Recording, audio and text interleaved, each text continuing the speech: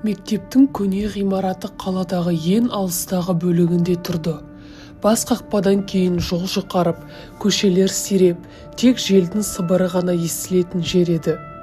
Көптің есінде ол ғимарат ескі, бірақ ешкім оны бұзғысы келмейтін. Себебі бұл мектеп жай ғана ғимарат емес еді. Мұнда өткеннің дауыстары тұратын. Басты кейіпкер Айнұр, 17 жаста. Ол мектепте жақсы оқитын, бірақ көп сөйлемейтін қыз болатын. Оның сыныбында бір әдет бар еді. Сабақ аяқталғанда қайсы бір оқушы қайсы бір себеппен кетпей қалып, сынып соңында ең артқы, ең соңғы партада отыра қалатын. Айнұр бұл партаға ешқашан отырмаған. Оған сол орынның әрқашан біртүрлі боп көрінетінін, парта сәл қисайған, үстінде ескі тап-таза емес граффити сызықтары, ал қол-аяққа тигенде шаң шығатын дейтін. Бір күні мектепте жаңа тарих мұғалімі келді. Ол сыныпты таныстырып, ережелерді айтып болды да, демалысқа дейін барлықтарын өз орындарында болыңдар деп айтып кетті. Сабақ бітті. Класс шулап үстелдердің үстінде сөмкелерін жинай бастады. Бірақ Айнұрдың досы Ермек кенеттен тіке артқы қабырғаға қарап, бірдеңе естігендей қатты үнсіз қалды. «Не болып қалды?» деп сұрады Айнұр. Ермек сыбырлап, «Мен біреуді көрген сияқтымын. Соңғы партада отыр ғой», деді. Сол кезде Айнұр сол жаққа қарап, «Ол жақта ешкім жоқ қой, жүр кеттік» деп досын алып кетті. Сол түн ағарып бара жатқан кезде сабақтан кейін бірнеше адам сыныпта қалып, сабаққа дайындалып қалмақшы еді. Бір-екі оқушы өз жазбаларын қанша іздесе де таба алмады.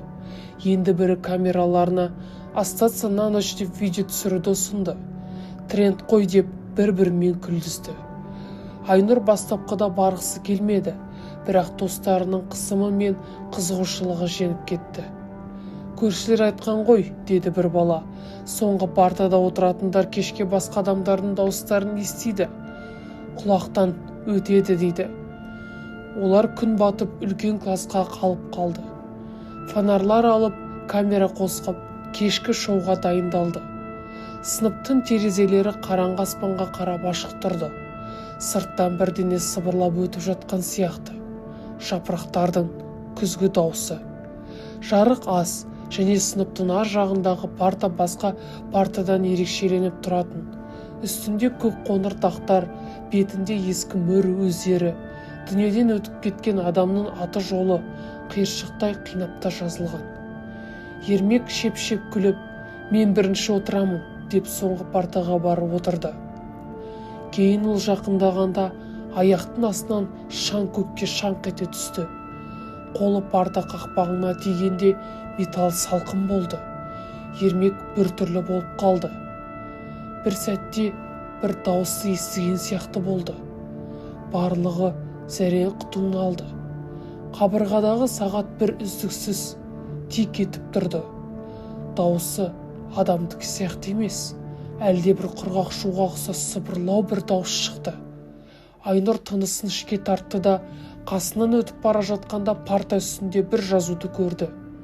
Сол жақта партаның үстінен бір басқа тілде жазылған сөздер тұрды. «Бұны кім жазған? Бұндай болмап еді ғой», деді Айнұр. «Мүмкін бұрыннан осындай бар шығар, сен байқамаған шығарсың» деп шықты Ермек. Алайда сол сәтте фонардың шамы қайта жарық болды да дереу сөніп кетті. Қараңғылық, оңаша қорқыныштың ішінде барлығы бір-біріне жақындап алды.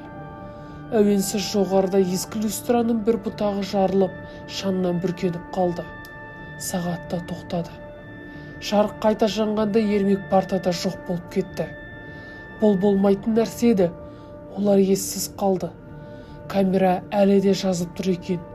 Осы сәтте барлығы Ермекті іздеп бастап, камерада не жазғанын қарады. Камерада Ермектің түрі ғана түскен. Ермек тәп-бір, қорқынышты бір нәрсеге қарап тұрған сияқты көзін алай шықтапты. Кейін камера істемей қалып, Ермектің қайда кеткені көрінбей қалды.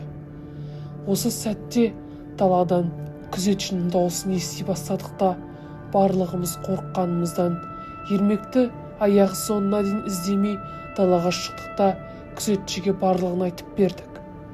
Кейінгі күні барлық полиция Ермекті іздей бастады, бірақ ешкім тапқан жоқ. Осы оқиғадан кейін соңғы партаға ешкім отырмайтын болды. Себебі Ермектің келесі әруағы қалды.